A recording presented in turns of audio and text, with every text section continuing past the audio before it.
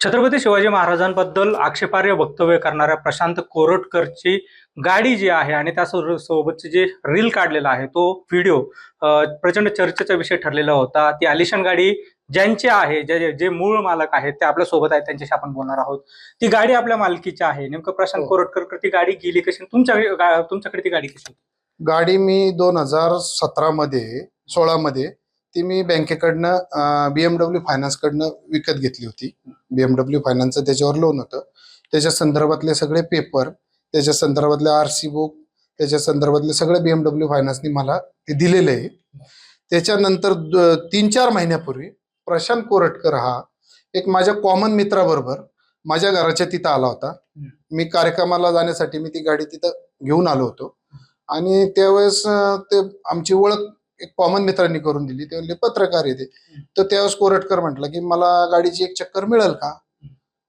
तर मी म्हटलं पत्रकार आहे, मारू दे, मला काय त्याचे ऑब्जेक्शन त्यावेळेस नव्हतं, कारण पत्रकार म्हटल्यावर स्वच्छ चारित्र्याचा माणूस असा समजला जातो। मग त्याला एक चक्कर दिली, मग तो म्हणला एक मी फोटो घेतो। त्याच्या माणसानी ते एक फोटो घेतला त्याचा आणि तो रील त्यांनी त्याच्यावर टाकली। गाडीचा आणि त्याच्या गुन्ह्याशी त्याच्या कृत्याशी लांब लांबपर्यंत काहीही संबंध नाही। ही घटना 3 ते 4 महिन्यापूर्वी झालेली। त्याच्यानंतर कोरटकरचा आपला काही संबंध नाही। प्रशांत कोरटकरला ह्याच्या अगोदर आपण कधी भेटलेला होता का त्या घटनेच्या पूर्वी? नाही, त्याच्या अगोदर कधीही मी प्रशांत कोरटकरला भेटलो नव्हतो। आणि ते जे वक्तव्य झालं त्याच्याबद्दल आपल्याला नेमकं काय वाटतं? मी त्या वक्तव्याचा तीव्र शब्दात निषेध करतो।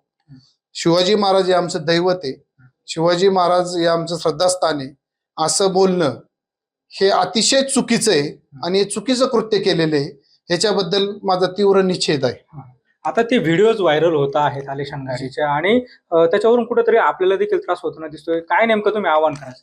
माझं आव्हान आहे, जी वस्तुस्थिती, जी खरी स्थिती आहे ही मीडिया बांधवांनी सगळ्यांनी दाखवावा, एवढीच माझी इच्छा आहे।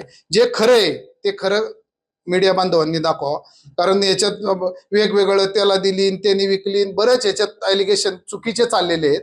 असं काहीही नाही। ही घटना 3 ते 4 महिन्यापूर्वीची आहे, तर याला सगळं व्यवस्थित दाखवा, एवढीच माझी इच्छा आहे। आणि पोलिसांना जे सहकार्य लागेल ते मी करायला तयार आहे।